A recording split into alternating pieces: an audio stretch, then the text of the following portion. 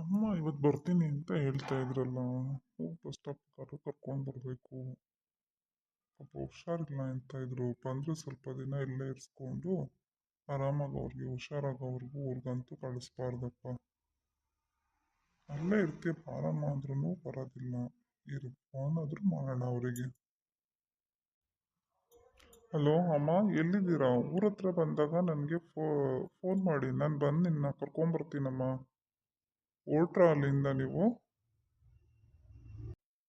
ಅಪ್ಪ ಅಜ್ಜಿ ಬರ್ತಾ ಇದ್ದಾರೆ ಇವತ್ತು. ಅಂದರೆ ಅಜ್ಜಿ ಜೊತೆ ತುಂಬಾ ಆಟ ಆಡ್ಕೊಂಡಿರ್ಬೋದಲ್ವಾ ಅಪ್ಪ. ನನಗಂತೂ ಅಜ್ಜಿ ಕಂಡ್ರೆ ತುಂಬಾ ಇಷ್ಟ. ಸುಪ್ರಾಜ್, ನಿನ್ಗೆ ವಿಷಯ ಗೊತ್ತಾ ಏನಂತ? ನಮ್ಮನೆಗೆ ಯಾರೋ ಬರ್ತಾ ಇದ್ದಾರೆ ಇವತ್ತು. ಯಾರು ಬರ್ತಿದ್ದಾರೋ ಅಣ್ಣ?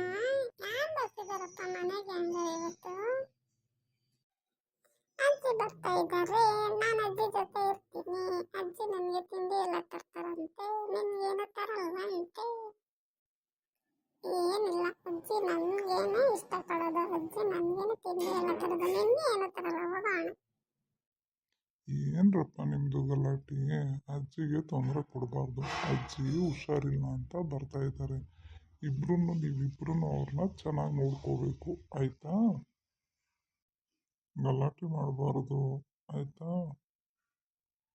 ನಾನೇನು ಗಲಾಟೆ ಮಾಡಲ್ಲಪ್ಪ, ನಾನು ಒಳ್ಳೆ ಹುಡುಗ. ಈ ಅಣ್ಣನೇ ಯಾವಾಗಲೂ ಗಲಾಟೆ ತರಲೆ ಎಲ್ಲ ಮಾಡ್ತಾ ಇರ್ತಾನೆ. ನಾನೇನು ಮಾಡಲ್ಲಪ್ಪ. ಇವನೇ ಇದ್ದಾನಲ್ಲ ಸುಪ್ರಾಜೆ, ತುಂಬಾ ತೀಟೆ ಗಲಾಟೆ ಕಿಚ್ಚದು ಎಲ್ಲ ಮಾಡ್ತಿರ್ತಾನಪ್ಪ. ನಾನು ಸೈಲೆಂಟ್ ಹುಡುಗನಪ್ಪ. ಅಪ್ಪ ಅಪ್ಪ, ಅಜ್ಜಿನ ಪಕ್ಕ ಹೊರಕ್ಕೆ ನಾನು ಬರ್ತೀನಪ್ಪ ಬಸ್ ಸ್ಟಾಪ್ಗೆ. ಅಪ್ಪ ಅವ್ನು ಬೇಡಪ್ಪ, ನಾನು ಬರ್ತೀನಪ್ಪ. ನನ್ನ ಕರ್ಕೊಂಡೋಗಪ್ಪ ನೀನು. ಇಬ್ರು ಬೇಡಪ್ಪ, ಇಬ್ರು ಮನೇಲೇ ಇರ್ರಿ. ನಾನೇ ಹೋಗಿ ಅಜ್ಜಿನ ಕರ್ಕೊಂಬರ್ತೀನಿ.